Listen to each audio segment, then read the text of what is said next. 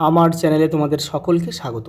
আজ আমরা ক্লাস 5-এর রায় ও মার্টিন প্রশ্নবিচিত্রা থেকে বাংলার প্রথম পর্যায়ক্রমিক মূল্যায়নের অষ্টম স্কুল সলভ করব।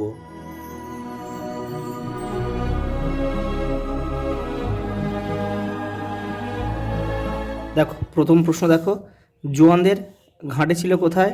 লাদাখ। হাতিশালাটা ছিল পাথরের। শীতের প্রখর, এটা হবে প্রত্যুষে। কবিতা মুখস্থ না করলে কিন্তু তোমরা এগুলো ধরতে পারবে না কিন্তু। মেজদা পোষেন, মেজদা পোষেন, মেজদা পোষেন হচ্ছে 8টা কুকুর হবে, 8টা কুকুর। সবই কিন্তু কবিতা মুখস্থ করতে হবে। দেখো সজ্জন শব্দটির সন্ধি বিচ্ছেদ হলে হবে কি? এখানে হবে সৎ যুক্ত জন। কোথায় আছে? সৎ, এই যে খন্দের তো যেটা আছে সেটা লিখতে হবে কিন্তু। সৎ যুক্ত জন হচ্ছে সজ্জন। কুচকুচে কালো, কুচকুচে শব্দটি কী হবে এখানে? এটা হবে বিশেষে। দেখো এখানে কালো শব্দটা কিন্তু বিশেষণ, আর কী কালোটা, আবার কালোটাকে দেখো কী কেমন কালো? কুচকুচে কালো। তাহলে বিশেষণকে এটা দেখো প্রভাবিত করছে, তাহলে এটা বিশেষণের বিশেষণ হবে। তাহলে এটা গ উত্তর হবে আমাদের। পরেরটা দেখো, চিন্ময়। দেখো শব্দটির সন্ধি বিচ্ছেদ করো। দেখো চিত যুক্ত ময় হবে। কোথায় রয়েছে? দেখো চিত যুক্ত ময়, এই যে। বাক্যের কর্ম থাকলে তাকে বলে সকর্মক ক্রিয়া, এই যে সকর্মক ক্রিয়া, আর না থাকলে ওটা অকর্মক ক্রিয়া হবে। দেখো বুনো হাঁসটি তাঁবুতে কোথায় থাকতো? জোয়ানদের, জোয়ানদের মুরগি মুরগি রাখার জায়গায় জায়গায় বুনো হাঁসটা থাকতো।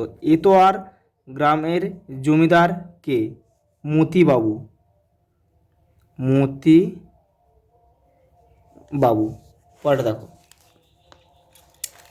ছেলেবেলা গদ্যাংশে রবীন্দ্রনাথের পিতা ছাদে কিভাবে বসে থাকতেন? দেখো সাদা পাথরের, সাদা পাথরের মূর্তির মতো কোলে হাত জড়ো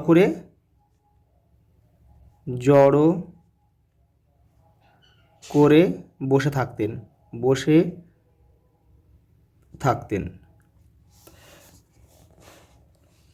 পরেরটা দেখো, পরেরটা দিয়েছে হাবুর সেজদা ঘরে কি পোষেন? সেজদা পোষেন 10টা ছাগল। গল্প বুড়ো কবিতায় হাওয়া কোন দিক থেকে বইছে? উত্তর দিক থেকে বইছে। দেখো কোন গির্জার রং লাল? এটা হবে পাথরঘাটা, পাথরঘাটা। পরেরটা দেখো, শীতকাল চলে গেলে প্রকৃতিতে কি কি পরিবর্তন দেখা গেল? দেখো তোমাদের বইয়ের 7 নম্বর পেজে রয়েছে, দেখে নাও। এই দেখো এখান থেকে লিখতে হবে। এমন করে সারা শীত দেখতে দেখতে কেটে গেল। এখান থেকে নিচের পাহাড়ের বরফ গলতে শুরু করলো, আবার সবুজ ঝোপঝাপ দেখা গেল, ন্যাড়া গাছে পাতার আর ফুলের কুঁড়ি ধরলো। তারপর পাখিরা আবার আসতে আরম্ভ করলো। এবার দক্ষিণ থেকে উত্তরে দেশে ফিরে ওরা বাসা বাঁধবে, বাচ্চা তুলবে। এই পর্যন্ত লিখলে হয়ে যাবে। এই যে পরের প্রশ্ন দেখো, এতোয়া মুন্ডার কাহিনী গদ্যাংশে যে গ্রামটির কথা আছে তার নাম কি? হাতিঘর।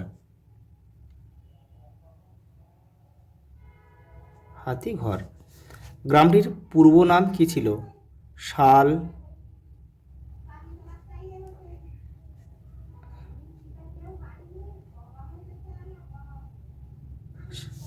শালগেড়িয়া।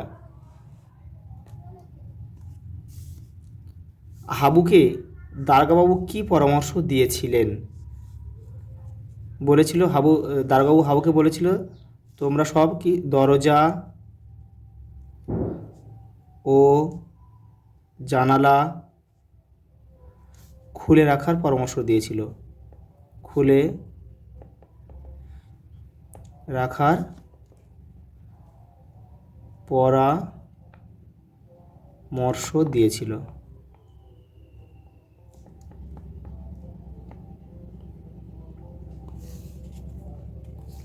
পরের প্রশ্ন দেখো, চেঁচিয়ে যে তার মুখ ব্যথা, কার কেন মুখ ব্যথা হয়ে গিয়েছে দেখে নাও। দেখো যে চেঁচিয়ে যে তার মুখ ব্যথা, কার কেন মুখ ব্যথা হয়ে গিয়েছে। দেখো সুনির্মল বসুর লেখা গল্পবুড়ো কবিতায় গল্পবুড়োর মুখ ব্যথা হয়ে গেছে।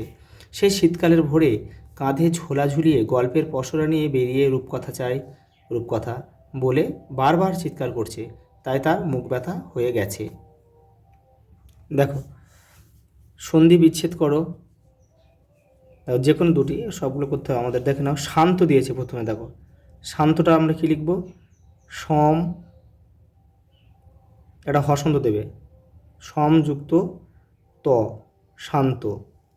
দেখো বৃষ্টি, আচ্ছা বৃষ্টিটা আমি এখানে করে দিচ্ছি। দেখো বৃষ, হসন্ত দেবে, যুক্ত তি, তয় হসই তি।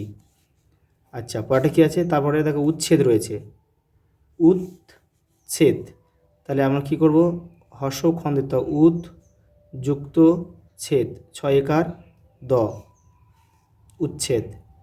পরেরটা দেখো লাস্টেটা কী আছে, মৃদ অঙ্গ, তাহলে আমরা কি লিখব, মৃদ, ময়রি খন্দের ত, মৃদ যুক্ত অঙ্গ, মৃদঙ্গ। পরেরটা দেখো সর্বনাম, সর্বনাম পদ কাকে বলে, উদাহরণ দাও। দেখো এখানে লিখে দিচ্ছি আমি, বিশেষ্যের পরিবর্তে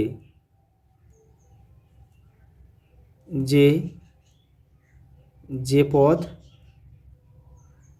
ব্যবহার